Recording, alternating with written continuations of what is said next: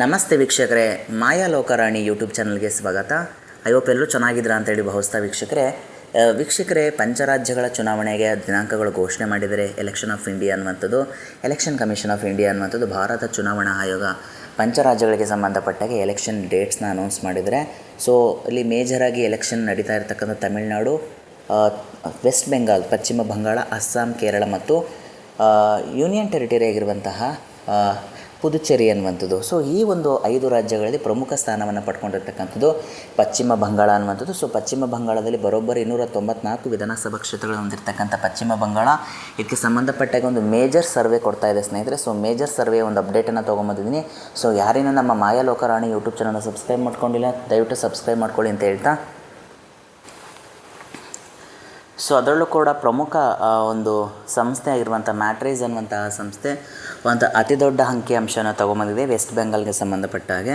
2021ರಲ್ಲಿ ಅಲ್ಲಿ TMC 215 ಕ್ಷೇತ್ರಗಳನ್ನ ಗೆಲ್ಲುವ ಮುಖಾಂತರ ಅಲ್ಲಿ ಮತ್ತೊಮ್ಮೆ ಅಧಿಕಾರವನ್ನು ಪಡೆದಿತ್ತು. BJP ಕೇವಲ 27 ಕ್ಷೇತ್ರಗಳನ್ನ ಗೆಲ್ಕೊಂಡಿದೆ ಅನ್ನುವಂಥದ್ದು.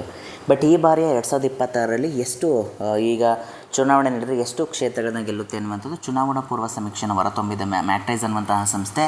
ಸೊ ಈ ಮುಖಾಂತರ BJP ಕೇವಲ 100ರಿಂದ 115 ಕ್ಷೇತ್ರಗಳನ್ನ ಗೆಲ್ಲುತ್ತೆ ಅನ್ನುವಂಥದ್ದು. ಶೇಕಡಾವಾರು 41ರಿಂದ 43 ಮತ ಗಳಿಕೆಯ ಮುಖಾಂತರ ಅನ್ನುವಂಥದ್ದು.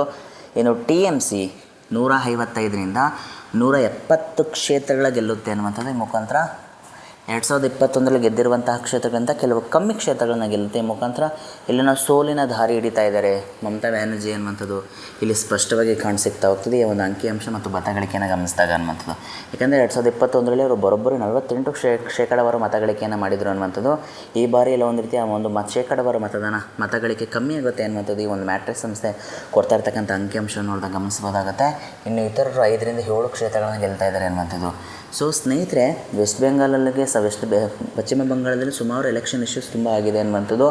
SIRನ ವಿರುದ್ಧ ಒಂದು ರೀತಿಯಾದಂಥ ಅತಿ ದೊಡ್ಡ ಅಭಿಯಾನ ಮಾಡಿದರು ಮಮತಾ ಬ್ಯಾನರ್ಜಿಯವರು ಅನ್ನುವಂಥದ್ದು. ಸುಮಾರು ಧರಣಿಗಳನ್ನು ಮಾಡಿದರು ಅನ್ನುವಂಥದ್ದು. ಎಲೆಕ್ಷನ್ ಕಮಿಷನರ್ ವಿರುದ್ಧ ಹರಿಹಾಯ್ದಿದ್ದಾರೆ ಅನ್ನುವಂಥದ್ದು. ಬಟ್ ಈ ಬಾರಿಯ ಎಲೆಕ್ಷನ್ ಅನ್ನುವಂಥದ್ದು ಮೇಜರ್ ಆಗುತ್ತೆ ವೆಸ್ಟ್ ಬೆಂಗಾಲ್ಗೆ. ಅದರಲ್ಲೂ ಕೂಡ ಮಮತಾ ಬ್ಯಾನರ್ಜಿಯವ್ರನ್ನ ಅಳುವು ಉಳುವಿನ ಪ್ರಶ್ನೆ ಆಗಿರುತ್ತೆ. ಈ ಮುಖಾಂತರ ವೆಸ್ಟ್ ಬೆಂಗಾಲ್ನ ಒಂದು ಚುನಾವಣೆಯಲ್ಲಿ ಮಮತಾ ಬ್ಯಾನರ್ಜಿ ಗೆದ್ದು ಬೀಗ್ತಾರಾ ಅಥವಾ BJP ಅಲ್ಲಿ ಕೇಸರಿ ಬಾವುಟವನ್ನು ಹಾರಿಸುತ್ತಾ ಅನ್ನುವಂಥ ಎಲ್ಲ ಪ್ರಶ್ನೆಗಳಿಗೆ ಮುಂದಿನ ದಿನಗಳಲ್ಲಿ ನಮಗೆ ತಿಳಿತಾ ಹೋಗುತ್ತೆ. ಇದು ಒಂದು ರೀತಿಯಾದಂಥ ಟ್ರೆಂಡ್ ಅಷ್ಟೇ ಇದೆ, ಎಕ್ಸಾಕ್ಟ್ ಫಲಿತಾಂಶ ಅಂತ ಹೇಳೋಕ್ಕಾಗಲ್ಲ. ಮುಂದಿನ ದಿನಗಳಲ್ಲಿ ಕೂಡ ಚೇಂಜಸ್ ಆಗುವಂಥ ಸಾಧ್ಯತೆ ಇದೆ. ಏಪ್ರಿಲ್ 23 ಮತ್ತು 29 ಮತದಾನ ಇರುವ ಕಾರಣ ಸೊ ಮೇ 4ರಂದು ಇದಕ್ಕೆ ಸಂಬಂಧಪಟ್ಟಾಗೆ ಸಂಪೂರ್ಣವಾದ ಚಿತ್ರಣವನ್ನು ದೊರೆಯುತ್ತೆ ಅನ್ನುವಂಥದ್ದು. ಇದಾಗಿತ್ತು ಸ್ನೇಹಿತರೆ ಒಂದು ಇವತ್ತಿನ ವಿಶೇಷ. ಸೊ ಯಾರೇನು ನಮ್ಮ Maya Lokarani YouTube channel subscribe ಮಾಡ್ಕೊಂಡಿಲ್ಲ, ದಯವಿಟ್ಟು ಸಬ್ಸ್ಕ್ರೈಬ್ ಮಾಡ್ಕೊಳ್ಳಿ, ಶೇರ್ ಮಾಡಿ, ಲೈಕ್ ಮಾಡಿ. Thank you so much.